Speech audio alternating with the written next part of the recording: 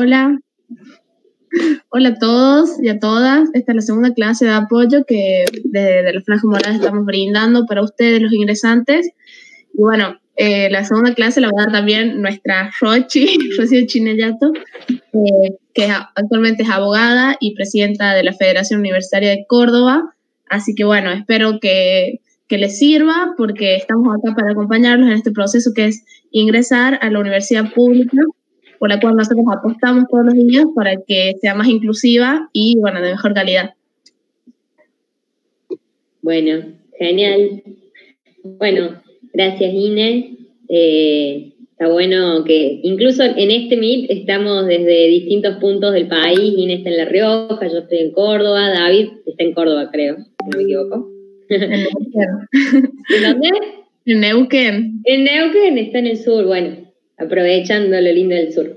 En eso, bueno, bienvenidos a esta segunda clase. Vamos a arrancar y tratar de condensar en una hora, ahorita y un par de minutos más, lo que nos faltaba de ver de historia de la universidad, más allá de que algunos y algunas de ustedes pertenezcan a la cátedra A, que es la que se cursa en el turno mañana, y que ahí se había planteado que no se iba a evaluar esta parte. Quienes formen parte de la cátedra B y C, sobre todo, sí va a ser contenido evaluable, así que está bueno que lo vayamos estudiando en conjunto. En eso, como recordar y rememorar un poco lo que vimos la clase pasada, recuerdan que pudimos empezar haciendo un análisis histórico de los distintos periodos de la historia de la universidad. Entre ellas encontrábamos el primer periodo de la historia de la universidad, que era el de los jesuitas.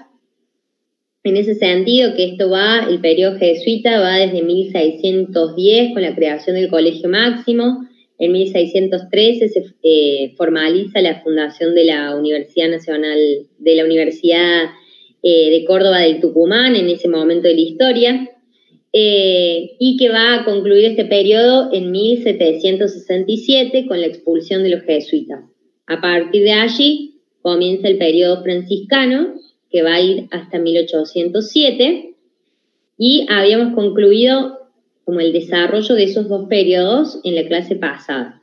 Ahora vamos a comenzar desde el periodo secular en adelante, que comenzó en 1807. Vamos a ver el periodo de la Universidad Provincial, el periodo de la Universidad Nacional. Vamos a ver también el fenómeno de la reforma universitaria y el impacto que tuvo en nuestra Universidad Nacional de Córdoba, como así también en el resto de universidades de Argentina y del mundo. Y vamos a concluir con lo que es el fragmento de la historia de las mujeres en el acceso a la educación superior en la Universidad Argentina y en nuestra universidad. Y también lo último que aborda esta parte del texto, que es un análisis histórico hacia el día de hoy de nuestra universidad. Perdón si he sido redundante con la palabra universidad, pero bueno. Recordamos que cualquier duda, consulta, saludo que quieran poner, el chat está abierto, así que los chicos van a ir pasándome las preguntas que vayan surgiendo. ¿Y qué más? Si quieren arrobar para que más gente se entere de que estamos haciendo estos cursos a la Franja Morada, bienvenido sea, para que, como decía Ine, más chicos y chicas y personas, digamos, en definitiva, que quieran ingresar a la universidad puedan hacerlo y tengan esta herramienta que la verdad que ha ayudado a muchos compañeros y compañeras para el ingreso.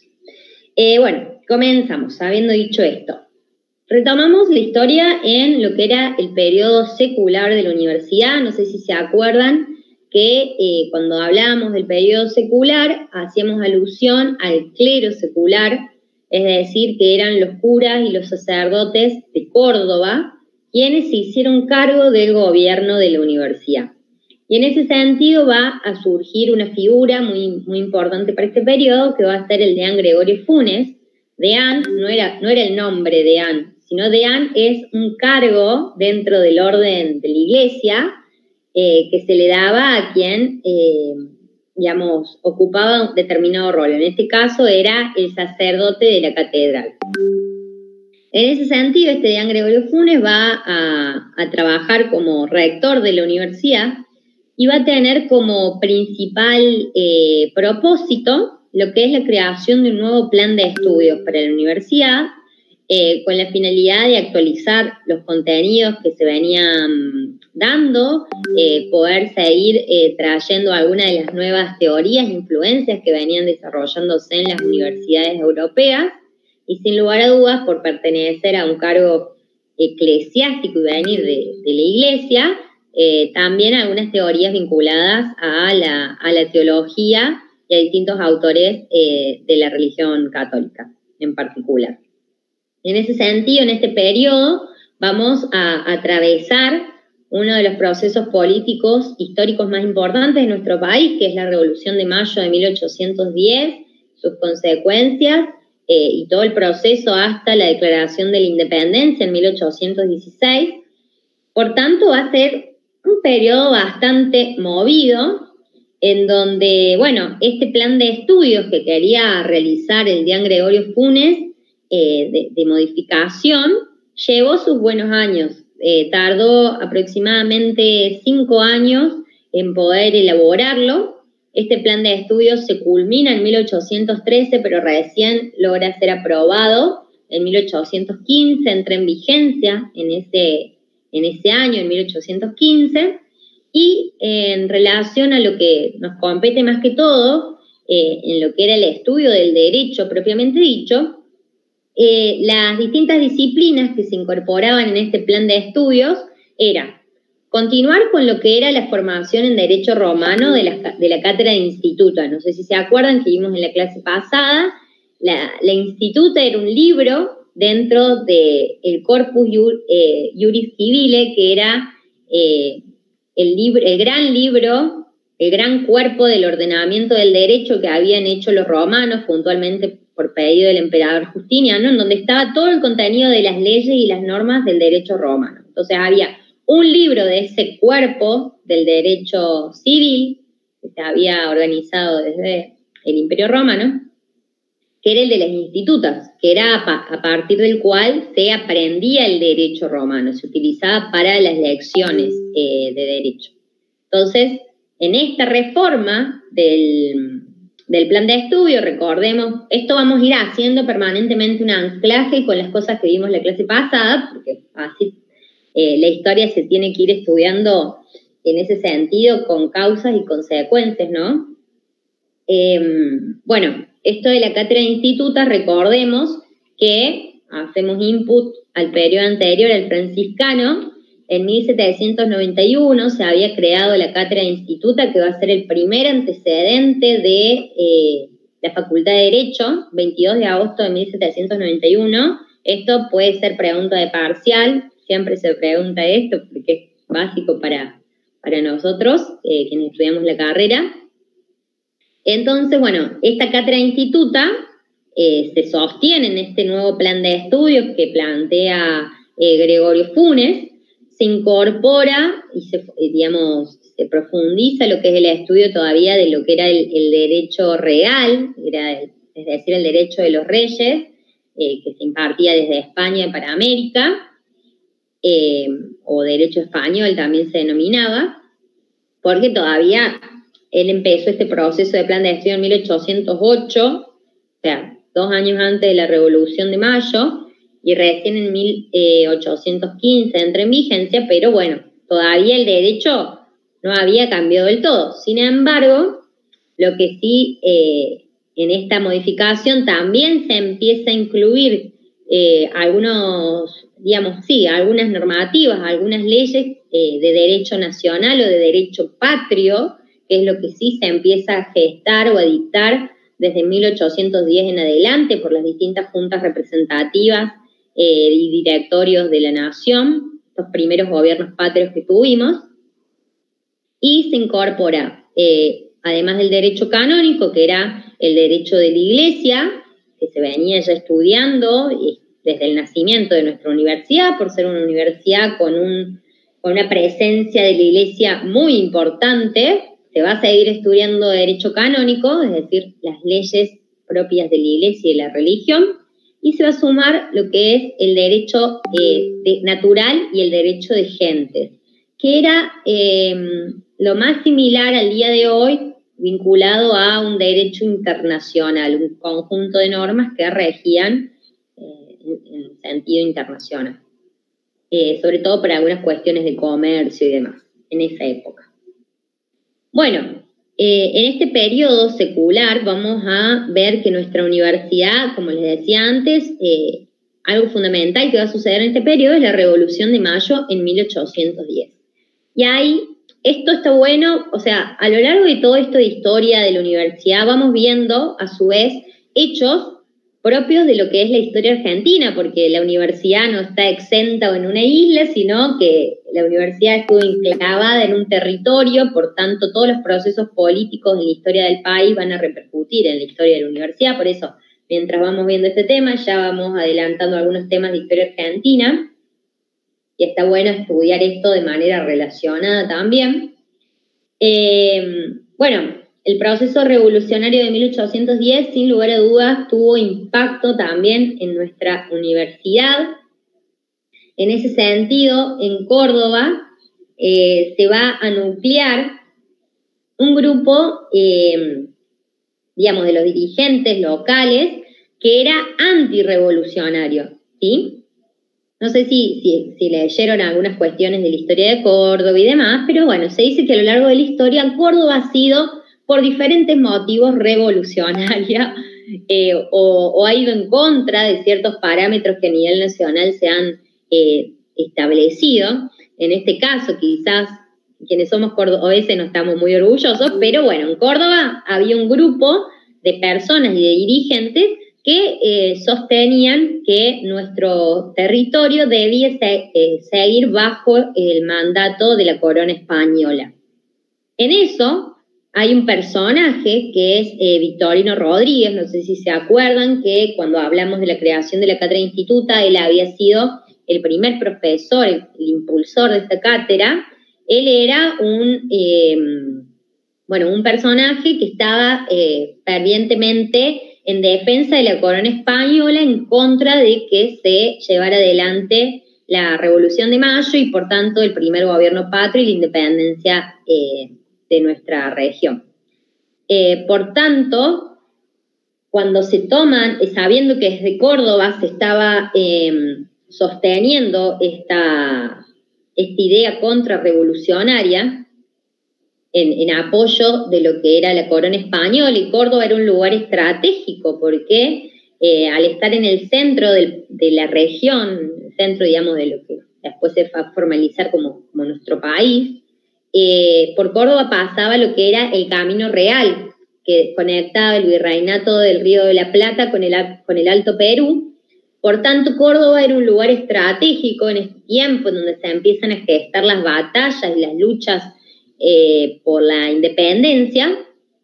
Córdoba era un lugar estratégico, entonces en Córdoba se estaba gestando, con los españoles que todavía estaban en el Alto Perú gobernando, se traza una estrategia para ir en contra de esta Junta de Mayo, para, bueno, volver a establecer el orden, entre comillas, del gobierno español en estas tierras. Entonces, desde la Junta, desde los primeros gobiernos revolucionarios, recuerden los miembros de la primera Junta, entre ellos teníamos a Mariano Moreno, a Castelli y una serie de personajes históricos que venimos estudiando desde la primaria, se decide ser implacables con aquellos miembros, digamos, de la sociedad de Córdoba que eran antirrevolucionarios. Entonces, en el texto se plantea que hay una orden de detención para quienes estaban impulsando esta afrenta contra la Revolución de Mayo, y entre ellos estaba Victorino Rodríguez, que, bueno, va a terminar de una manera trágica. Ahí va con Dian Funes. Ahí me hicieron una pregunta si Dian Funes estaba a favor o en contra. Bueno, Victorino Rodríguez en particular fue un amplio defensor de lo que era la digamos, antirrevolución, por eso va a tener un final trágico en relación a esto, la Junta le lleva una orden de apresarlo a él y a otros dirigentes de la época, y termina, digamos, asesinado en parte del camino real. Dian Funes va a tener una posición en ciertos momentos contradictoria. Imagínense que también era para algunos miembros de la Iglesia, era más difícil poder tomar posiciones más abruptas. Él tenía algunos,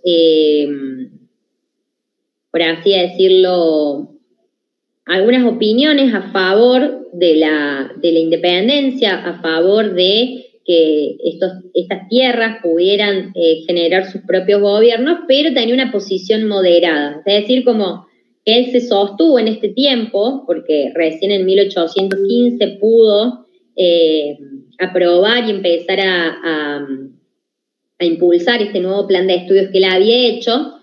Incluso él dice que se demoró tanto en realizar el plan de estudios por su labor en el proceso revolucionario, ¿sí? Entonces, él en algún punto estuvo a favor de la revolución, pero al pertenecer a Córdoba y al pertenecer al claustro universitario y a la Iglesia en particular, tuvo una posición moderada en este proceso, por tanto no fue uno de los principales acusados por la Junta representativa, ¿no? Y no tuvo el mismo final que Victorino Rodríguez. Avanzando en el tiempo, vamos a encontrar que, avanzando en el tiempo también de la Revolución de Mayo, tenemos en 1813 la Asamblea del año 13, que entre distintas cuestiones lo que generan es abolir la esclavitud, acuñar la moneda nacional, establecer al himno como símbolos nacionales, entre otras cuestiones. En 1816 tenemos la Declaración de Independencia en Tucumán, y a lo largo de las décadas subsiguientes, hasta que se puede sancionar la Constitución Nacional en 1856, nuestro país va a vivir una serie de luchas interprovinciales en donde la figura de los caudillos va a ser fundamental. Las autonomías provinciales van a tener un carácter muy importante en el desarrollo histórico de este periodo. Y por tanto, como decíamos desde el principio, el tema de que las universidades desde su surgimiento fueron lugares muy importantes, tanto política como ideológicamente, porque sin lugar a dudas quienes egresaban de las universidades ingresaban a formar parte de los espacios de toma de decisiones. Vamos a ver que también va a ser muy importante para nuestra provincia y nuestra región que la universidad pase a estar en manos de la órbita provincial en particular, también por dificultades económicas del clero secular para el sostenimiento de la universidad. En 1820, Bautista Bustos, el gobernador de la provincia, va a determinar que la universidad va a pasar a un periodo de la órbita provincial. En ese sentido, desde la provincia se va a dotar de recursos para que, se pueda seguir sosteniendo la universidad, y se van a ir haciendo algunas también modificaciones a lo largo de la historia en relación a lo que es el plan de estudios. Quizás en esta parte como que hay muchos contenidos como muy precisos y muy específicos. Lo que estamos haciendo nosotros es poder hacer un pantallazo general, ir hablando de las cosas que sí o sí tienen que saber en algún punto. Sin lugar a dudas, en el texto hay muchísimas detalles y cuestiones, incluso nombres y fechas que se incorporan para darle un contexto a lo que estamos estudiando, pero no son fundamentales. Lo que estamos viendo son los puntos fundamentales de la historia de nuestra universidad para que ustedes lo puedan tener como cuestiones que saber en concreto.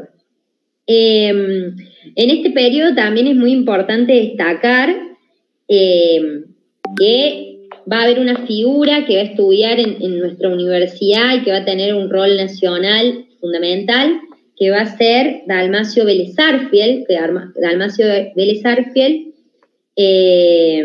estudia en este periodo en nuestra universidad, se egresa en el año 1822. Él va a ser un jurista muy destacado que que estudió tanto en el Colegio Montserrat como en nuestra universidad, en la Facultad de Derecho. Va a tener roles a nivel nacional fundamentales, tanto en el Congreso de la Nación como en materia jurídica propiamente dicha, ya que se le va a encargar a él, en 1858, lo que es la elaboración del primer código de comercio del país. En ese sentido, ¿de qué hablamos cuando hablamos de un código? Bueno, como sabrá la mayoría, en nuestro país rige un sistema de que las normas y que las leyes fundamentales se establecen en códigos. Es decir, un libro, un resumen, no resumen, sino un compendio de todas las leyes que nos rigen en determinada materia. Por ejemplo, hoy en día nos rige el Código Civil y Comercial de la Nación, que se sancionó en el año 2015. Entonces, todas las normativas vinculadas a esto, más allá que haya leyes especiales que puedan estar fuera de la codificación, se reúnen y los parámetros generales de análisis e interpretación de las leyes se reúnen en este Código Civil y Comercial. Bueno, Dalmacio Vélez Sarsfield es el primer redactor, es el redactor del primer Código de Comercio, y después, en 1864, se le encarga la redacción del Código Civil, también a él es encargado por Mitre y luego es aprobado por Sarmiento. Era fundamental poder en nuestro país también contar con un Código Civil, en sentido de que básicamente lo que planteaba eran la forma de organización y los derechos de las personas, los derechos personalísimos, que se dicen que después ustedes van a ir viendo a lo largo de la carrera. Pero bueno, esto es un detalle interesante de que este personaje estudió en este periodo de universidad provincial en nuestra universidad. Luego vamos a pasar al último periodo de la universidad, que es el periodo de la Universidad Nacional, que va a comenzar en 1854, que luego de la batalla de Caseros, estando a cargo el general Justo José de Urquiza, se va a determinar la nacionalización tanto del Colegio Montserrat como de la Universidad Nacional de Córdoba. ¿Por qué pasan las universidades a la órbita nacional? Por una cuestión puntual que puede ser la económica, pero así también recuerden que estamos en el proceso de unificación nacional. En 1853 se va a sancionar la Constitución, en 1856 se termina de incorporar Buenos Aires a la Constitución propiamente dicha, y a partir de allí se comienza a ordenar nuestro país como nación más propiamente dicha, y en tanto era fundamental también que los espacios políticos, ideológicos, de formación de los futuros líderes y de establecimiento de ciertas normas de conducta y del derecho y demás, como eran las universidades, también puedan formar parte de la órbita nacional para avanzar en el proceso de unificación nacional, ¿sí? Entonces, por eso, en 1854 se decide que la Universidad de Córdoba va a pasar a la órbita nacional. Aquí va a ser relevante que en materia de la Facultad de Derecho, además de poder incorporar lo que se iba sancionando en materia de códigos, entendamos que en 1856 se concluye el periodo de conformación de la Constitución Nacional, y allí se incorpora en lo que es la Facultad de Derecho, lo que es la enseñanza del derecho constitucional en 1857. Un año después de que se termina de sancionar la Constitución, vamos a, en la Facultad de Derecho, comenzar a estudiar el derecho constitucional propiamente dicho. Y como en esa época todavía no había material de estudio, no había libros que se hubieran elaborado para estudiar la Constitución, porque había sido un año antes, se empieza a estudiar en esta cátedra de Derecho Constitucional lo que es tratados y libros de Estados Unidos, ya que, como recordarán, incluso va a ser un tema que van a ver también en el desarrollo de Historia Argentina, la Constitución de Estados Unidos es uno de los antecedentes, junto a las bases de Alberti y las constituciones unitarias de nuestro país, van a ser los antecedentes o las fuentes de nuestra Constitución de 1853, ¿sí? Por eso, en la cátedra de Derecho Constitucional se va a empezar a estudiar textos de Estados Unidos, ¿no? Pasando un poco en el tiempo, ya estamos en el periodo de la Universidad Nacional. Vamos a ver que en 1885 se va a dictar la Ley Avellaneda de organización de las universidades, que es una ley que va a tratar de homogeneizar la forma de organización que tenían las distintas universidades del país, organizar cómo constituir sus órganos de gobierno. Todavía en este momento no vamos a ver que haya participación de los estudiantes en la toma de decisiones, pero sí fue una base como para poder ordenar el funcionamiento de distintas universidades nacionales del país con algunos criterios comunes. En ello vamos a ir avanzando hacia un proceso que va a ser fundamental para nuestra universidad, que es el de la reforma universitaria. ¿Vamos bien, chicos? ¿Hay alguna pregunta en el chat que quieran hacer? Sí, nos preguntan por qué Sarmiento no recibió apoyo en su momento, en qué año se suma la cátedra de Derecho Constitucional y ya te digo otra.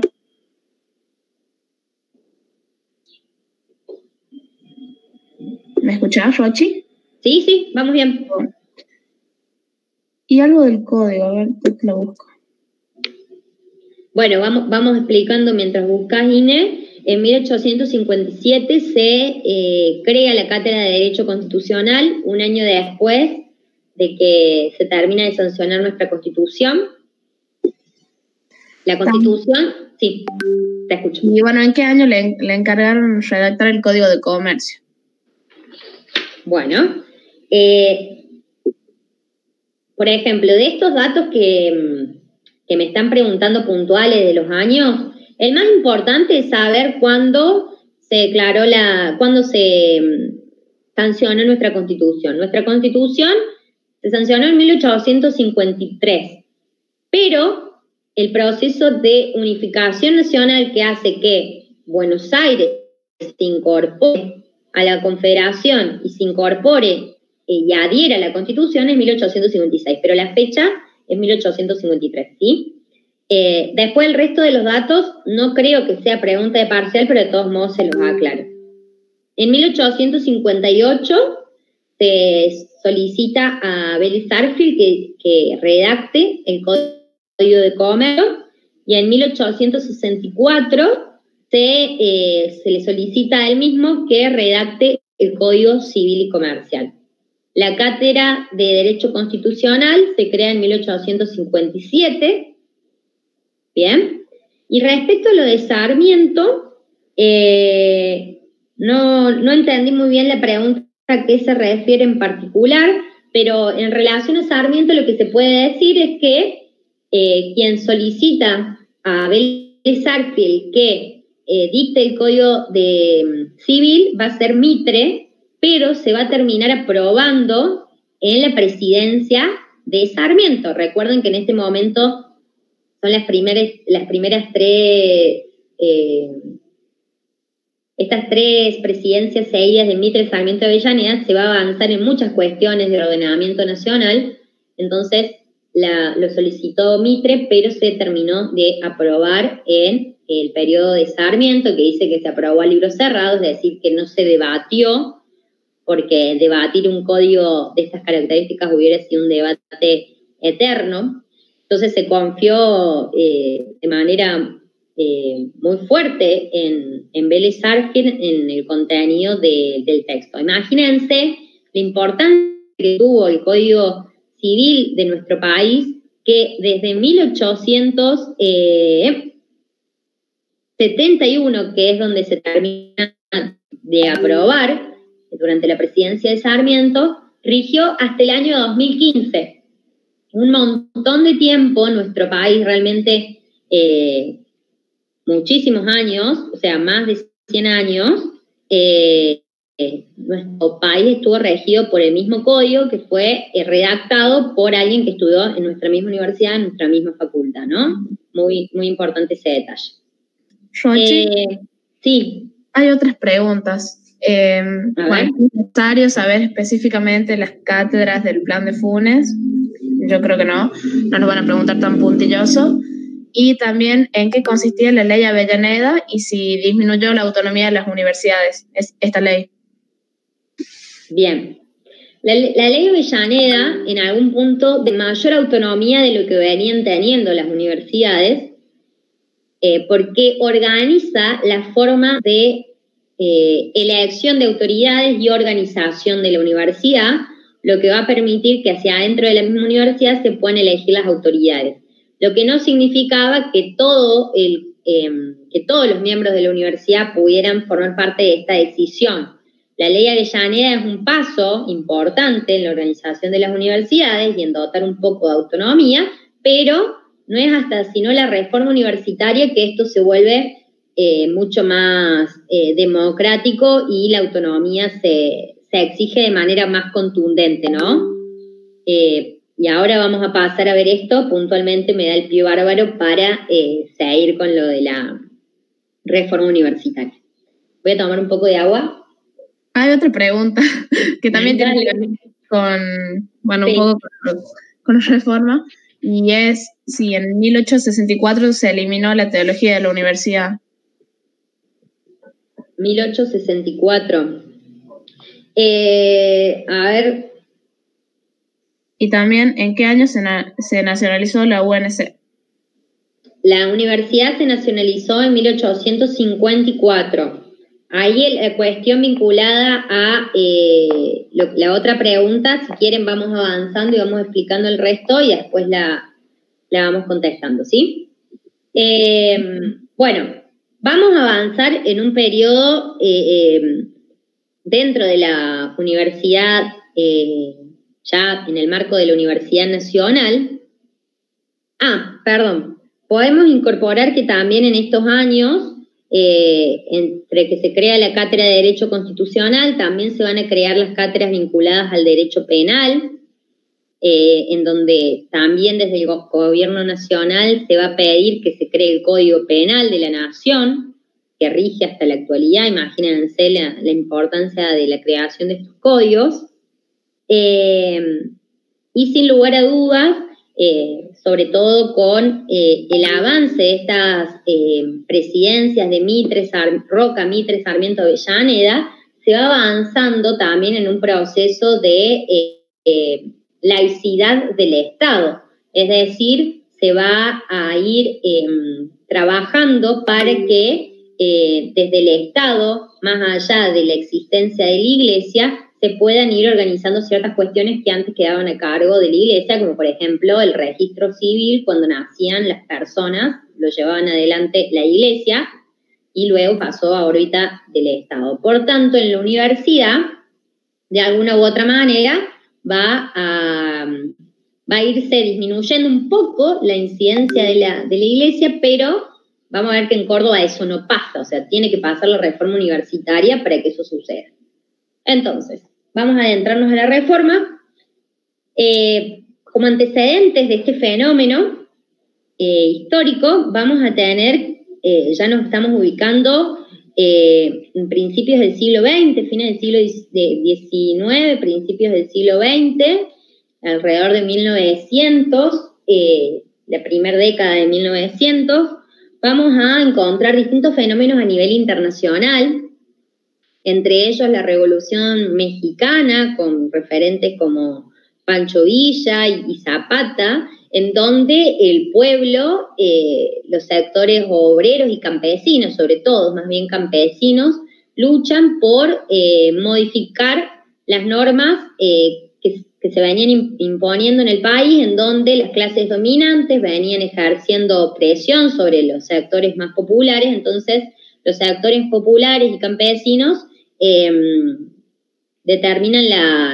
impulsan lo que se denomina la Revolución Mexicana para que haya una serie de modificaciones en materia política y de derechos para que sea más redistributivo y más equitativo para toda la población. En términos muy generales estoy explicando esto.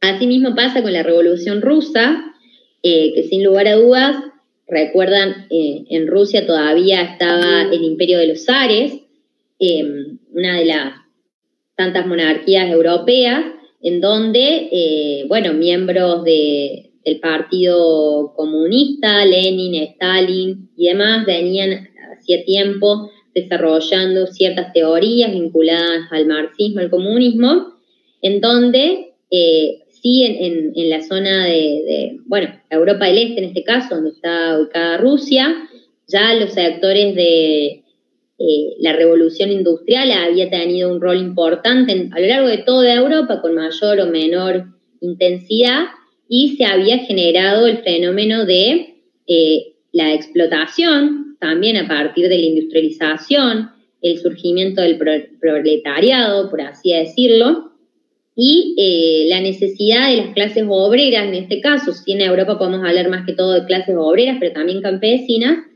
la necesidad de restablecer un nuevo orden social desde la perspectiva del comunismo. En ello, eso va a generar que en 1917 se lleve adelante el fenómeno de la Revolución Rusa, que va a terminar con el asesinato del zar y la familia real, y eso va a tener un impacto a nivel internacional muy importante, ¿no? Sumado a que no nos quedamos solo con esto, años antes, pequeño detalle, de 1914 hasta 1918, vamos a tener la Primera Guerra Mundial, como un fenómeno que, uno de los fenómenos más sangrientos de la historia, en donde más de 10 millones de muertos, 20 millones de heridos en distintos países a lo largo del mundo, sufrieron esta Primera Guerra Mundial. Entonces vivimos en un mundo muy convulsionado, con muchas perspectivas disruptivas, de romper el orden establecido, de tratar de quebrar la forma en la que se venían organizando las sociedades, en donde un escaso sector de la población accedía a la mayoría de los privilegios y el resto de la población no tenía ni para subsistir en muchas ocasiones, y las tensiones también entre las distintas potencias mundiales, siendo Europa en ese momento, principio del siglo XX, todavía uno de los motores económicos más importantes, pero a su vez estaba el surgimiento de Estados Unidos, el surgimiento de Japón, como nuevas potencias que determinan, desencadenan en esta guerra mundial. Entonces, América Latina no va a estar exenta de quizás las consecuencias. Puntualmente la Revolución Mexicana se desarrolló en nuestro continente, pero los fenómenos que acontecían en Europa, sobre todo en esta Primera Guerra Mundial y la Revolución Rusa, van a tener su impacto en América Latina, van a tener su impacto en nuestras sociedades.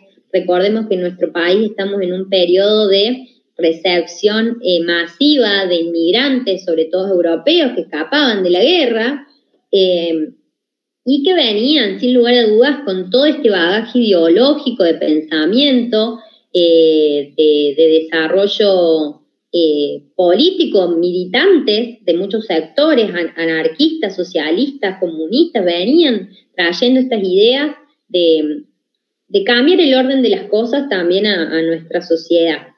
Y en eso, volvemos a las universidades como lugares de generación del conocimiento, lugares políticos y lugares de importancia para los estados.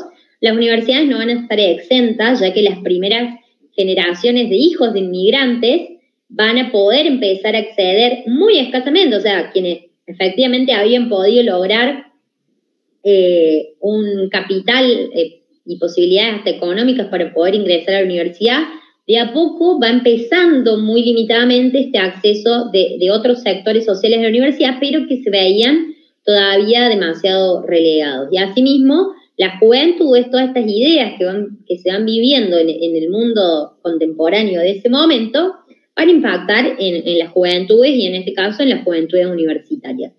Aquí en Córdoba, como decíamos, como mencionábamos antes, en el periodo de 1810, que Córdoba fue antirrevolucionaria, nuestra universidad seguía como, bueno, bastante en un status quo de que el gobierno de la misma, es decir, quienes estaban a cargo de la universidad, desde sus directivos hasta la planta docente, los trabajadores de la universidad, pertenecían a un círculo muy cerrado, aristocrático, vinculado a la iglesia, y básicamente el poder de la universidad, el gobierno y el manejo de las cátedras de la universidad dependían de las quizás 10 familias o 20 familias aristocráticas de Córdoba, y allí se cerraban las posibilidades para el resto de la sociedad poder acceder a eso. Sumado que los estudiantes no tenían participación en la toma de decisiones de la universidad, y asimismo la influencia de la iglesia en Córdoba, tan tajante y tan marcada, también impedía el avance hasta científico de los textos, del contenido que se venía desarrollando a nivel internacional, y aquí todavía se seguía enseñando el derecho canónico, o sea, de manera concreta se seguía enseñando. Entonces, esto es como una serie de cuestiones para darles un marco, para que entendamos entre todos y todas por qué se produce esto que se denomina la reforma universitaria. Bueno, en el marco de este contexto ya habían empezado a surgir en América Latina, en nuestro país, distintas organizaciones de estudiantes, de jóvenes que se replanteaban el orden de las cosas de nuestra sociedad, pero así también de la universidad. Recordemos que a principios del siglo XX todavía no teníamos una ley que permitiera votar a toda la sociedad, entendamos como sociedad solamente a los varones, porque las mujeres recién pudimos votar casi a mitad del siglo XX, pero hasta ese momento, hasta el año 1912, todavía no había ley de voto secreto universal y obligatorio, que se sanciona en 1912 la ley Sáenz-Peña, que va a permitir que nuevos sectores de la sociedad que antes no podían votar porque no pertenecían a sectores de clases más pudientes o ilustradas, para que pudieran empezar a votar otros sectores de la sociedad. Y eso permitió que en 1916 se pudiera dar paso al primer gobierno popular de nuestro país, que fue el gobierno de Hipólito Yrigoyen, que a partir de la sanción de la ley Sáenz-Peña es que muchos sectores de la población, incluso nuevos partidos políticos, en este caso, por ejemplo, la Unión Cívica Radical, que había luchado por mucho tiempo para que se pudiera dictar la ley Sáenz-Peña, llega el primer gobierno popular a nuestro país. Esto también da un impulso de decir, estamos accediendo a derechos en materia política, en la universidad todavía esto no sucede, todavía somos exentos y ajenos de las decisiones que se toman entre los sectores más aristocráticos y la iglesia definen los destinos de la universidad. En eso las juventudes politizadas también desde ese momento empiezan a organizarse para repensar la universidad a partir de centros de estudiantes. Hasta ese momento habían empezado a surgir los centros de estudiantes en Córdoba, de la Universidad de Derecho, de la Facultad de Derecho, de la Facultad de Ingeniería y de la Facultad de Ciencias Médicas.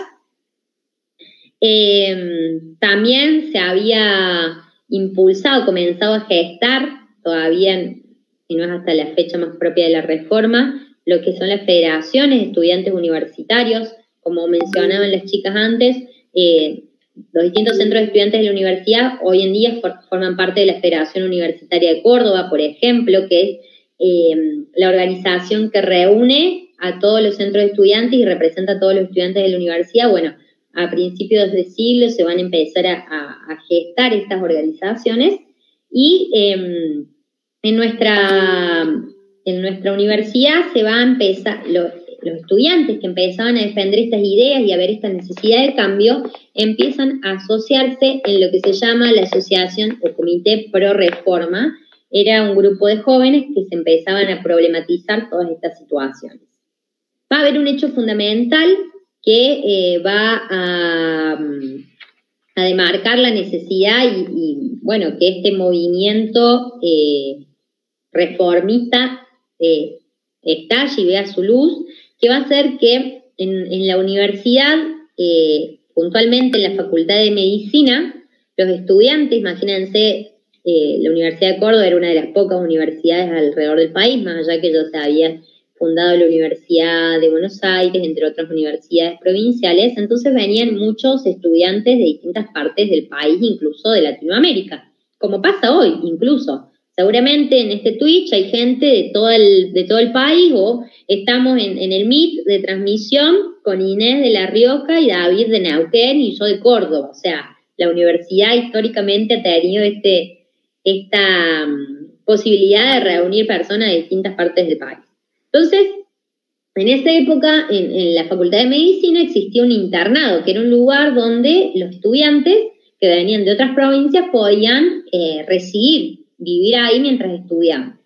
El decano de la Facultad de Medicina, desde el rectorado también, se decide cerrar este internado por razones de moralidad y de economía. O sea, cuando hablamos de moralidad también hablamos de que si lo veían inmoral era en el marco de los parámetros católicos, ¿no? Entonces, esto va a ser, este cierre del internado de la Facultad de Medicina va a ser... ¿Sí? Sí, nos preguntan cuáles eran las facultades madres que después dieron inicio o nacimiento a las demás facultades. Bueno, ahí están la Facu de Derecho, que va a ser una de las primeras, como ya veníamos viendo anteriormente, la Facultad de Medicina y la Facultad de Ingeniería. Estas son las tres facultades más desarrolladas hasta la época, por así decirlo, y después a lo largo de la historia de la universidad se van a ir creando distintas nuevas facultades.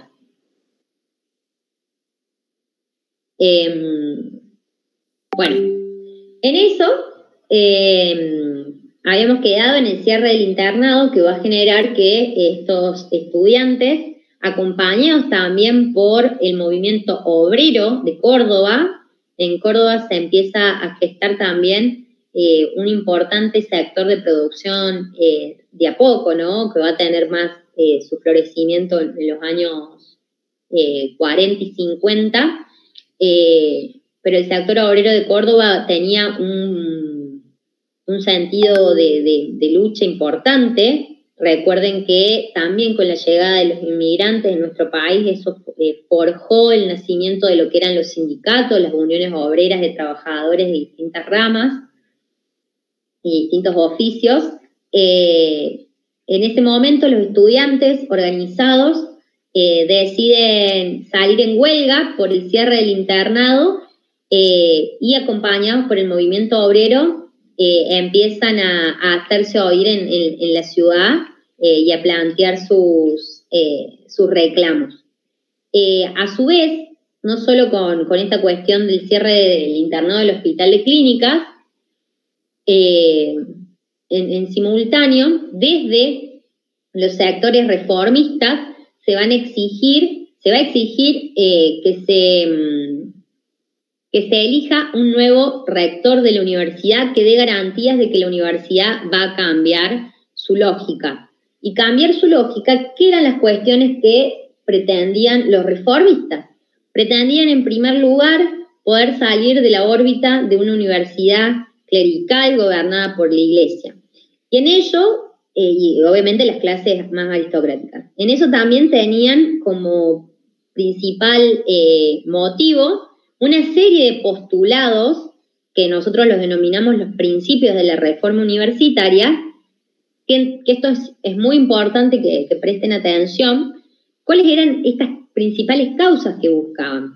En primer lugar, buscaban lo que era la autonomía universitaria, que recién hablábamos de la ley Avellaneda, que había sido un indicio de esto.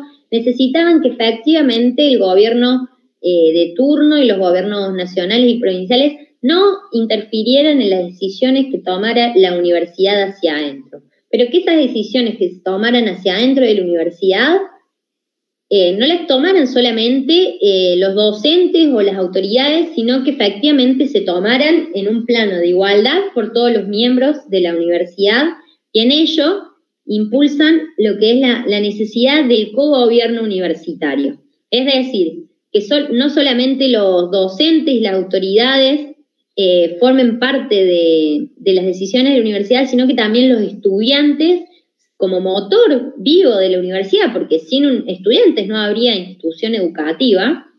Los estudiantes también pueden ser parte de la toma de decisiones, como por ejemplo hoy en día somos una universidad cogobernada. Todas las universidades del país son cogobernadas y tienen participación de los estudiantes en la toma de decisiones. Eso lo vamos a ver bien con la forma de gobierno de la universidad. Entre otras cuestiones, pedían el ingreso irrestricto a la universidad, es decir, que toda persona que quisiera ingresar a la universidad pudiera hacerlo efectivamente. También pedían la laicidad, es decir, no queremos necesariamente estudiar el derecho canónico o la teología para poder ejercer nuestras profesiones. Entendemos que vivimos en un estado laico y no tenemos por qué tener a la Iglesia entrometida en los asuntos de la universidad, porque eso impide incluso seguir formándonos en nuevas teorías que quizás en algún punto contrarían a la visión de la Iglesia. Entre otras cuestiones, pedían lo que era la extensión universitaria, es decir, que la universidad no quedara reducida a simplemente ser un organismo educativo del Estado, pagado por el Estado, pero que solamente accediera a un sector de la población y no cumpliera ningún rol social. Lo que pedían los reformistas era la extensión universitaria, que básicamente es el diálogo de la universidad con la sociedad, para que la universidad esté al servicio de ayudar a resolver los problemas sociales, ¿sí? En esto, por ejemplo, tenemos un programa que se llama Programa Social Universitario, en donde los estudiantes de las distintas carreras trabajamos en pos de, a través de distintos proyectos, para incidir en las comunidades, incidir en el territorio y también así formarnos de una manera más digamos, profunda e integral. Entonces eso también era uno de los postulados de la reforma. Entonces repetimos, autonomía, cogobierno, laicidad, ingreso irrestricto, extensión universitaria. Otro de los principios de la reforma va a ser el concurso docente como una cuestión fundamental para garantizar que quienes accedan a ser profesores, quienes accedan a dar clases y tengan alumnos al frente, no sean elegidos a dedo porque son de la familia de doble apellido, de tal, o porque son, no sé, amigos del sacerdote, no sé cuánto. O sea, sino que efectivamente quienes accedan a dar clases sean personas que sean reconocidas por sus saberes y por su formación, y que pasen por un proceso de selección transparente para que todos quienes tengan la formación correspondiente puedan acceder a dar clases en la universidad. Entonces, bueno, el concurso docente también va a ser algo fundamental.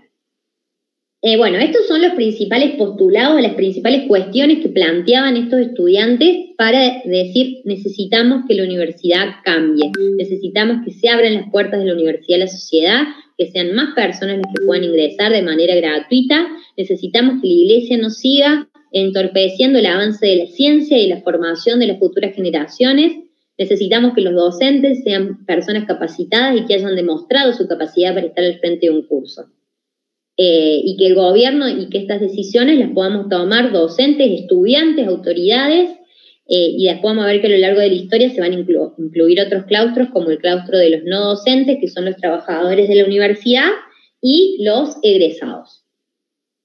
Bueno, estos son los postulados que se venían planteando, y en ello retomamos un poquito más para atrás que estábamos en estas exigencias que pedían los estudiantes, que se llama de reforma universitaria, pero que no fue una cuestión pacífica, había cuestiones vinculadas a movilizaciones en las calles, en el barrio Alberdi, que era donde estaba establecido, y hoy en día sigue estando, el hospital de clínicas, donde se cerró ese internado.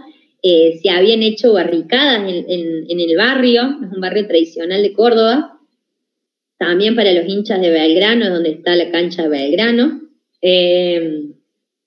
Y en ello, bueno, realmente se había salido a la calle, se había salido a reclamar, por ahí se tiraba alguna que otra bomba casera, o sea, era heavy el panorama que se vivía, eran tiempos bastante agitados, y no solamente eran los estudiantes, sino también los obreros que los acompañaban. En ello, estaba pendiente la elección del nuevo rector de la universidad. Ante eso, había tomado tal característica y tal importancia lo que estaba sucediendo en Córdoba con estos estudiantes reformistas, que desde el gobierno nacional, recuerden que estaba desde 1916 Hipólito Yrigoyen al cargo, se envía a Córdoba a un interventor que va a ser Matienzo, para que vaya, digamos, a revisar y determinar qué estaba sucediendo en Córdoba y dar ciertas garantías a estos estudiantes de que se iban a llevar adelante algunas de estas modificaciones que solicitaban. En eso, bueno, se impulsa esta elección de nuevas autoridades, pero que todavía no iba a ser con el voto de los estudiantes, y había distintos candidatos. Entre ellos está el candidato Antonio Nores Martínez, que va a ser el candidato propio de lo que era el modelo de universidad status quo, perteneciente a las clases aristocráticas, un vínculo muy cercano a la iglesia. El candidato de los reformistas era Martínez Paz, y después había otro candidato que se llamaba Centeno. En ello, en la elección termina ganando, porque el voto era por las mismas personas y autoridades que venían gobernando la universidad, por tanto el resultado no iba a ser muy distinto. Termina ganando Nores Martínez, y esto es lo que desata una efusividad en el estudiantado, diciendo que todos estos reclamos que venían haciendo no habían sido oídos por las autoridades quienes tomaron la decisión. Nores Martínez no era garantía de cambios en la universidad como ellos establecían que hacía falta. En eso, ya estamos adentrándonos en el año 1918 propiamente dicho. La reforma universitaria tiene su día conmemorativo el 15 de junio de 1918, que es donde efectivamente se lleva adelante este estallido social que lleva a que los estudiantes tomen lo que era el rectorado de la universidad, la Casa de Trejo, que puntualmente, para que ustedes se ubiquen, después lo pueden buscar en Google Maps, donde hoy está al frente, donde hoy está nuestra facultad, era básicamente el claustro de la universidad, en donde estaba el rectorado de la universidad y demás. Entonces ese es el lugar donde van los estudiantes a tomar el rectorado. Tiran distintas estatuas, incluso la estatua de Obispo Trejo, que está enmarcada ahí en el rectorado, con hilos y sogas. Los estudiantes enfurecidos la tiran. Después van a ver que si buscan, googlean, hay una imagen icónica de la reforma universitaria, en donde los estudiantes están montados en el techo. Se dice, algunas teorías dicen que es el techo del hospital de clínicas, otros dicen que es el techo del rectorado, y donde los estudiantes están ahí con la bandera, demostrando que las cosas tienen que cambiar, ¿no?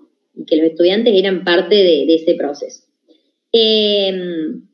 ahí hay una anécdota muy interesante que en este contexto los estudiantes dentro del rectorado había en ese momento distintas sotanas de los curas que daban clase en la universidad y demás, las rompen y de las estolas de los curas que eran de color morado por el tiempo en el que se estaba, que usaban en ese momento el color morado por el tiempo del año, y los estudiantes agarran, las cortan y se las atan al borde de los brazos para identificarse quiénes eran los reformistas y quiénes no eran reformistas.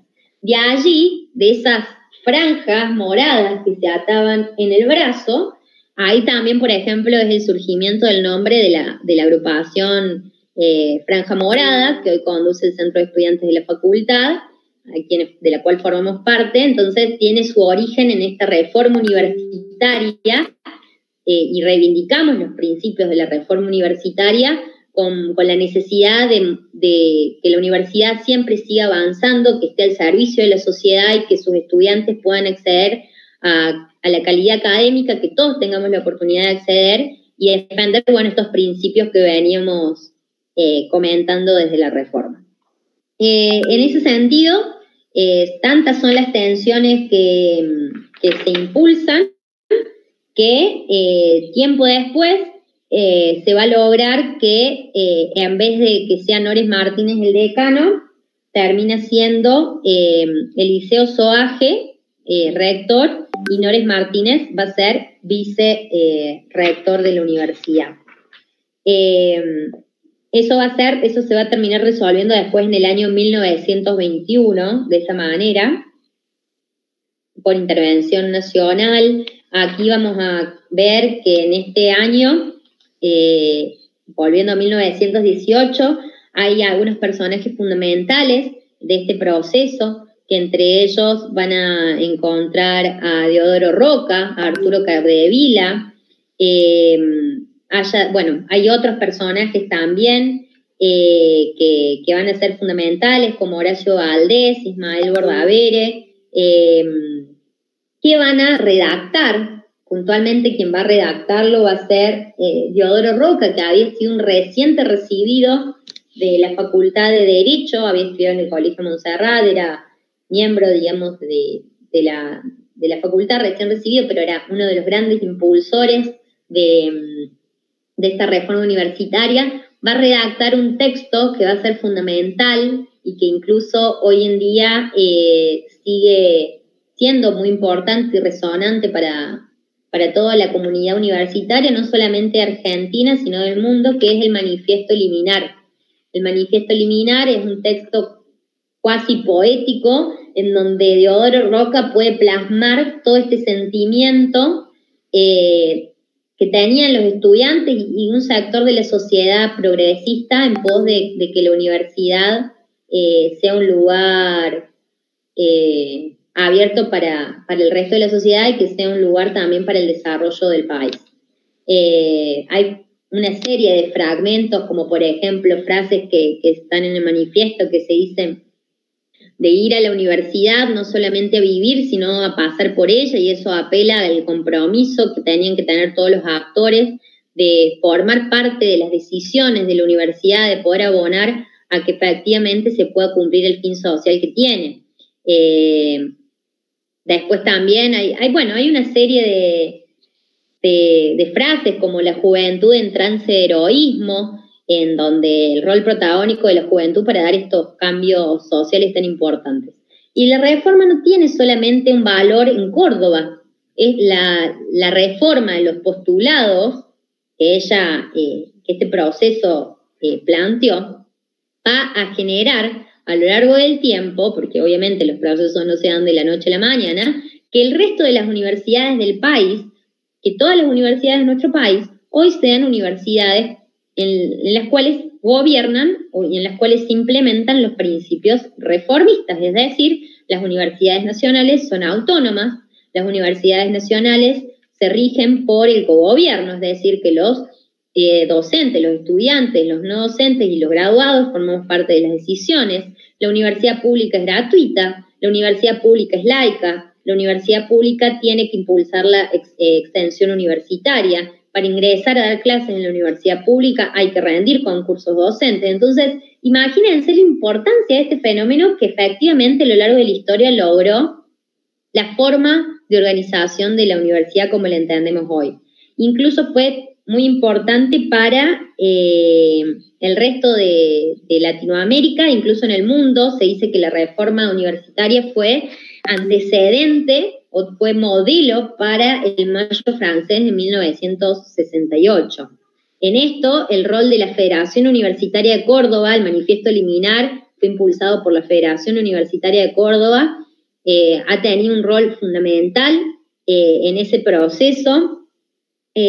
Por tanto, junto también con la Federación Universitaria Argentina, esto nos lleva a que también nosotros como estudiantes y todos ustedes quienes están ahora en el Twitch escuchando, capaz que desde otra provincia, se sientan parte de nuestra universidad, que defendamos la historia que tenemos como estudiantes, nuestros gremios estudiantiles, que son los espacios que nos representan. La Federación Universitaria de Córdoba es un patrimonio de todos y todas y realmente en algún punto nos hacen sentir orgullosos del proceso histórico que se llevó adelante y que nosotros hoy tenemos que, tratar de, desde donde podamos, abonar a que las cosas siempre sigan mejorando en un espíritu de reforma. De reforma es tratar de estar con los problemas del hoy, apostando a que esto pueda mejorar. Hoy quizás las demandas son otras, pero los principios que nos impulsan son los mismos. Creo que con respecto a la reforma universitaria, tuvimos bastante desarrollo. Entonces, algunas cuestiones fundamentales como el rol de Deodoro Roca, del manifiesto liminar, 15 de junio de 1918, la Federación Universitaria de Córdoba, el rol que tuvo. Los principios, los postulados de la reforma también son muy importantes, son algunas preguntas de parcial que pueden surgir también en el examen. Y ahora vamos a avanzar rápidamente, ya el tiempo está siendo tirano, con unos fragmentos que quedan hasta terminar el texto, esta parte, y después el sábado vamos a terminar con la forma de la organización de la universidad. Recordamos que vayan ayudando con etiquetando ahí el libro, el mate, la clase de Twitch para que más gente se pueda sumar en las próximas clases.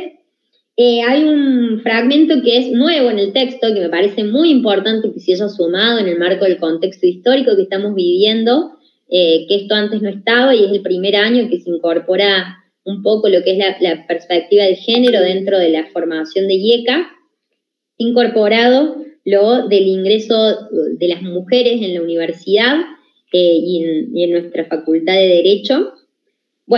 Para abordar este tema podemos decir, haciendo un resumen, en función también de lo que acá se expresa, la incorporación de las mujeres en los ámbitos educativos en general y universitarios en particular va a ser un proceso mucho más lento que el de los hombres, en función de que los derechos que históricamente han tenido las mujeres se han conquistado posteriormente a causa de una serie de movimientos, de luchas y de reclamos históricos. Desde el mismo hecho de los derechos civiles de las mujeres hasta más o menos mediados del siglo XX, las mujeres en nuestro país no teníamos derecho a, por ejemplo, tomar decisiones sobre nuestro patrimonio por nosotras mismas. Para poder ingresar a la universidad, las mujeres tenían que tener hasta 1930 aproximadamente la autorización, ya sea de su padre o de su esposo si estaba casada. Nuestros derechos civiles estaban verdaderamente limitados. Recién hasta 1947 no teníamos la posibilidad de votar, recién en ese año pudimos acceder efectivamente al voto femenino. Por eso cuando hablamos en 1916 de voto universal, no era tan universal si había por lo menos la mitad de la población, que somos las mujeres, o un poco más de la mitad, porque la población por lo general es 60-40, no participaban de la elección de autoridades. Y después una serie de cuestiones vinculadas al rol de la mujer, históricamente relegado a lo que eran las tareas del cuidado, de la casa, de los hijos y demás. Por eso el proceso de inserción de las mujeres en los ámbitos educativos en las universidades es muy importante y muy interesante entenderlo, porque sin lugar a dudas fue diferente. En esto vamos a ver el libro menciona a algunas mujeres, detallando un poco de detalles de su vida personal y demás, que quizás no son contenido explícito de parcial, como por ejemplo el año que se egresó tal mujer de tal carrera, quizás del año no, pero bueno, tener una noción, una idea de cómo fue el proceso y algunas referentes fundamentales es importante. En ello vamos a ver que en España vamos a tener los primeros antecedentes de mujeres que pueden ingresar efectivamente a distintas universidades.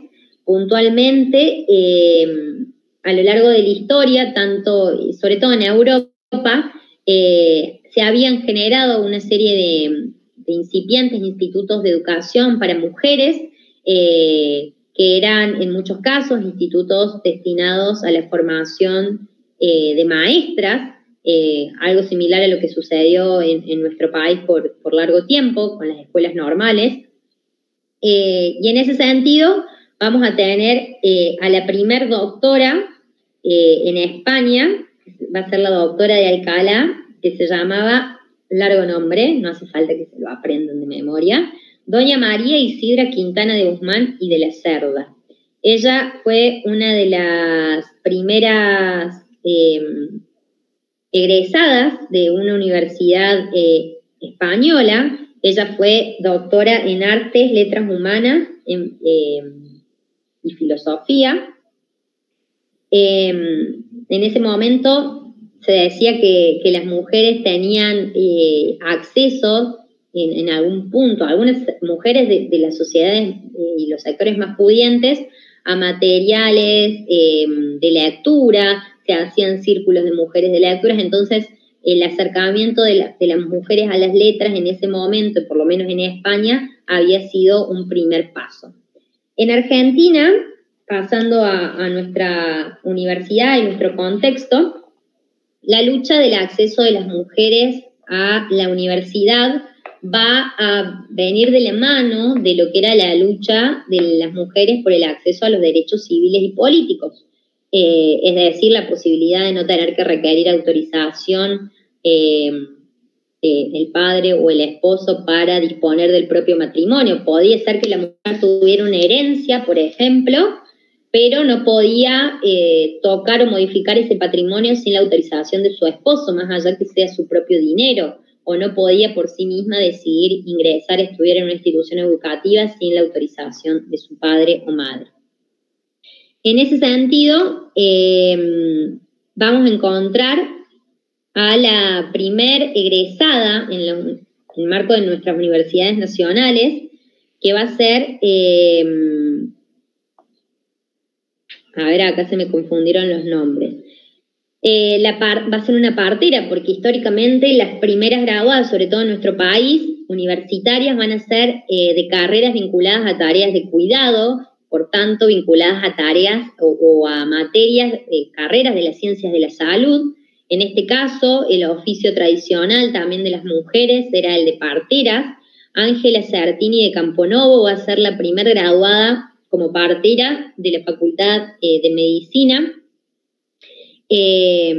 Después hay una serie de egresadas que ahí se mencionan con esta profesión de parteras. Después vamos a tener a Elida Paso, que se va a graduar como farmacéutica en la Universidad de Buenos Aires. Va a ser puntualmente la primer graduada universitaria, pero la primer graduada como médica de nuestro país, que es una de las profesiones liberales y tradicionales más importantes, va a ser la doctora Cecilia Grierson y posteriormente la doctora Elvira Rawson, que Cecilia Grierson perteneciente al Partido Socialista y Elvira Rawson perteneciente al Partido Radical. Ellas dos, más allá de ser las primeras egresadas mujeres universitarias, fueron también unas grandes impulsoras de los derechos civiles y políticos de las mujeres. Ellas entendían que era fundamental poder acceder a la educación para poder lograr la igualdad en nuestra sociedad, pero eso no iba a bastar sin la posibilidad de que las mujeres efectivamente pudieran votar y decidir, al igual que el resto de la sociedad, el destino de nuestro país, ¿no? Después también vamos a tener a otra egresada que va a ser Elvira López, que va a ser una de las primeras egresadas en otra carrera que va a ser la de Filosofía y Letras. En nuestra universidad, puntualmente, vamos a tener a la primera egresada que también tuvo un paso por el Colegio Montserrat. Como sabrá la mayoría, quizás hay algunos y algunas egresadas del Monse. A mí también me tocó estudiar en ese cole. El Colegio Montserrat, recién en el año 1997, se logró que el acceso a las mujeres fuera igualitario. Mientras tanto había sido un colegio para varones, puntualmente, excepto algunas excepciones a principios del siglo XX, pero excepciones que fueron muy marcadas. No hay más de 2 o 3 mujeres que hayan estudiado antes en el colegio. Recién en el año 1997 pudimos acceder a una educación igualitaria a las mujeres y los hombres, siendo que era un colegio público nacional. Bueno, les mencionaba Margarita Satkin, que fue la primer médica graduada de la Universidad de Córdoba. Y en ese sentido también podemos mencionar a Prosperina Paraván, que tuvo un rol importante. También ella era estudiante y fue graduada de la Facultad de Odontología. Fue vicepresidenta del Centro de Estudiantes de Odontología y por recuperación histórica se ha encontrado una serie de documentos que afirman que ella fue parte del proceso reformista que estuvo a favor de la reforma universitaria, en donde tampoco había muchas mujeres en ese proceso. Bueno, ella fue una de las referentes que está bueno poder poner en historia para revalorizar este proceso. En la Facultad de Derecho, y ya con esto vamos concluyendo, encontramos a la primer graduada. Primero hacer un poquito de historia. Por mucho tiempo, desde el derecho romano en adelante, estuvo prohibido para las mujeres lo que era el ejercicio de la abogacía e incluso el estudio de las leyes, porque entendía que no tenía la misma categoría de derechos que los hombres para poder dictar y ejercer esta profesión que básicamente habla de la defensa de los derechos. Teníamos una categoría inferior en materia civil, por tanto, que no solamente pasaba en nuestro país, sino que pasaba desde el derecho romano en adelante, ¿no? O incluso antes de la sociedad griega, la sociedad helénica, romana, siempre la mujer ha tenido un rol por debajo de los hombres, hasta después de ciertas luchas y años y conquistas lograr la igualdad, que todavía falta, ¿no? Pero bueno, avanzando en la historia, ya habiendo algunas egresadas de las universidades europeas y puntualmente de la Universidad de Buenos Aires, llegamos a que en Córdoba la primera egresada de nuestra facultad va a ser la doctora Mercedes Orgaz, que va a ser hermana de Arturo Orgaz, uno de los referentes de la reforma universitaria, incluso que Arturo Orgaz, valga la aclaración, también fue uno de los fundadores del Club Belgrano, para quienes son hinchas. Mercedes Orgaz fue una de las mujeres que pudieron abrirle el camino a muchas otras para el estudio de esta carrera y esta profesión. Ella puntualmente se egresó de la carrera de notariado, es decir, para ser escribana, y después Elisa Ferreira Videla fue la primera egresada propiamente dicha de la carrera de abogacía, pero ambas dos estudiaban en la Facultad de Derecho y Ciencias Sociales. En ese sentido, vamos a ver que a lo largo de la historia de nuestra universidad van a ser, las mujeres van a tener un rol muy importante, pero también de mucha lucha para lograr acceder en materia igualitaria a las cátedras. En la historia de nuestra universidad hemos tenido solamente una rectora mujer, que fue la doctora Carolina Escoto, en más de 400 años de historia. También en la composición de los centros de estudiantes. A mí, por ejemplo, me toca ser hoy la 5ª presidenta de la Federación Universitaria de Córdoba, en más de 100 años de historia. Imagínense que la FUC va desde 1918 en adelante. Yo recién soy la 5ª mujer presidenta de la federación. Entonces, son pasos que se han dado a lo largo de la historia, pero hoy en día podemos decir que más de la mitad de la matrícula universitaria de nuestro país y de nuestra universidad son mujeres. Hay más de la mitad de decanas mujeres en nuestra universidad.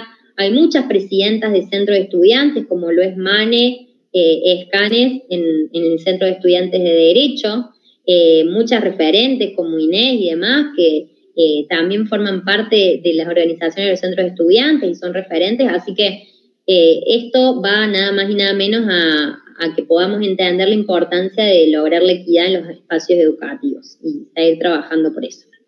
Para ir cerrando, me queda, no sé cómo vamos de tiempo, capaz que estamos un poco excedidos, me queda simplemente poder terminar la última página del texto para luego el sábado empezar con la organización de la universidad. Hablamos básicamente de cómo ha sido el avance de nuestra universidad a lo largo del tiempo, en los procesos subsiguientes, luego de la reforma universitaria. A lo largo del tiempo, bueno, aquí el texto nos comenta algunos acontecimientos que sinceramente no creo que le evalúen cuándo se creó tal o cual otra facultad, simplemente tener en cuenta de la Facultad de Derecho, pero sí nos sirve para tener un contexto. El texto menciona los años de fundación de distintas otras facultades de nuestra universidad hasta llegar al hoy, que son 15 las facultades que forman la Universidad Nacional de Córdoba. Tenemos también como proceso histórico muy importante que pasó en nuestras universidades luego de la reforma, fue el proceso de la universidad o los miembros y los estudiantes universitarios parte de distintos procesos en el marco de las dictaduras militares que se propiciaron en la historia de nuestro país, que después vamos a ir estudiando en la parte de historia argentina. Las universidades no fueron ajenas a estos procesos dictatoriales y no fueron fuertemente afectadas porque, como siempre, lo repito, yo lo deben tener tatuado, la universidad es un centro político ideológico muy importante, entonces para cualquier gobierno que impulsa, gobierno de facto en este caso, que quería plantear una idea y desterrar ideas y desterrar un montón de cuestiones vinculadas al orden de la sociedad, las universidades eran un punto de atención y de ataque permanente. En esto, ante la dictadura de Onganía, que destituye al presidente Artur Illia, presidente radical, en Córdoba, hacia el año 1966 se da este golpe que desencadena lo que se denominó la Noche de los Bastones Largos, el 29 de julio, que año a año se celebra, los universitarios estudiantes conmemoramos más que celebrar, conmemoramos con la memoria este fenómeno que en el marco de la dictadura los militares ingresaron a las distintas facultades de distintas universidades del país, pero puntualmente en la Universidad de Buenos Aires, en la Facultad de Exactas y Naturales, en donde llevaron presos y torturaron a docentes y estudiantes por ser tildados de comunistas y que tenían ideas de izquierdas contrarias a la dictadura, y esto fue lo que generó que a lo largo y el ancho del país, por persecuciones por la dictadura, muchos científicos, docentes, catedráticos tuvieran que exiliarse en otros países Esto fue lo que se denominó la fuga de cerebros, que realmente en algún punto fue lamentable para nuestro país porque todo ese conocimiento y todas esas personas que aportaban al desarrollo científico, productivo y tecnológico de nuestro país tuvieron que irse por la misma dictadura. En Córdoba, que veníamos de una tradición de la reforma de unidad obrero estudiantil, en el fenómeno del cordobazo, que va a desarrollarse el 29 de mayo de 1969, va a ser fundamental la participación universitaria. La Federación Universitaria de Córdoba tuvo un rol fundamental. Allí el presidente se llamaba Carlos Escrimini, que junto con Agustín Tosco movilizaron a grandes sectores de los estudiantes para acompañar al movimiento obrero en contra de la represión y la dictadura de Onganía, ¿no? Ya que los sindicatos también estaban intervenidos y demás.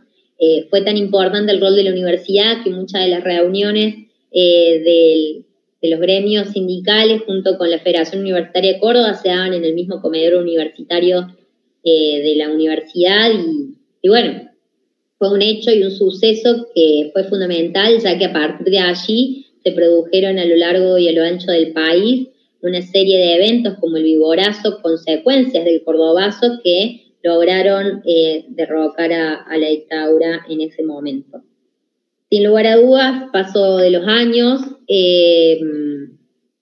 vemos que en otros procesos dictatoriales, como fue la última dictadura cívico-militar del 76, en donde también, con un producto de más de 30.000 desaparecidos, víctimas de la dictadura, también grandes sectores de los más afectados fueron los estudiantes universitarios a lo largo y ancho del país, entonces, y docentes universitarios, referentes gremiales, estudiantiles, fueron víctimas del terrorismo de Estado, y esto generó que en la universidad se cerraran cátedras, se suspendieran facultades, el dictado de determinadas carreras.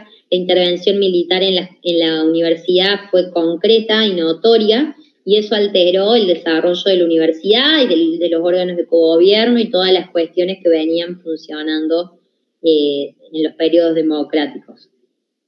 Por tanto, cuando se retorna a la democracia, a partir de 1983, con Ricardo Alfonsín, se genera un proceso de normalización de la universidad, en donde se vuelve a establecer la democracia también en las universidades, para que se pueda respetar la autonomía, el cogobierno y la enseñanza libre.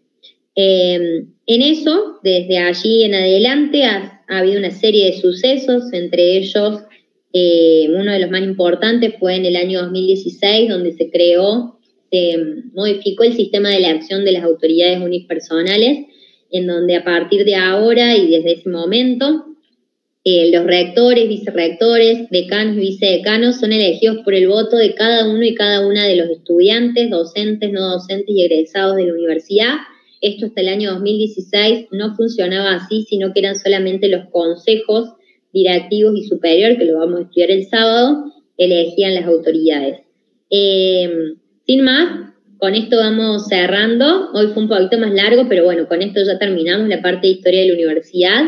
De notar la importancia histórica, social y cultural que tiene y ha tenido a lo largo de la historia, desde 1613 en adelante, nuestra querida Universidad Nacional de Córdoba, cargada de tanta historia, de tantas luchas, de tantos avances y retrocesos, pero siempre en constante necesidad de cambio. Y que bueno, esto nada más y nada menos nos tiene que hacer sentir, y a ustedes, orgullosos de haber elegido esta universidad para estudiar y conocer un poco de esa historia. Ahora sí, perdón si fue un poquito largo, si tienen algunas preguntas más que quieran leer, chicos, chicas. David. No, bueno, acabo de preguntar qué es lo que se había modificado en 2016 y se respondieron ellos en el chat. Y después nada, están agradeciéndote, que muy buena la explicación. y que te respetan mucho, así que bueno, muchas gracias, Rochi. Bueno, gracias a usted, corazones, lluvia de corazones. Nada, se me resecó la garganta porque hablo mucho, como verán. O sea, pero bueno, ojalá que hayan entendido. Cualquier cosa también pueden preguntar, pregunten obviamente en la franja, cualquier cosa también quedo a disposición. Algunos chicos me mandaron al Instagram, no tengo drama, y voy a ir contestando, pero bueno, canalicen todo por la franja, arrobennos, etiquétennos y nada.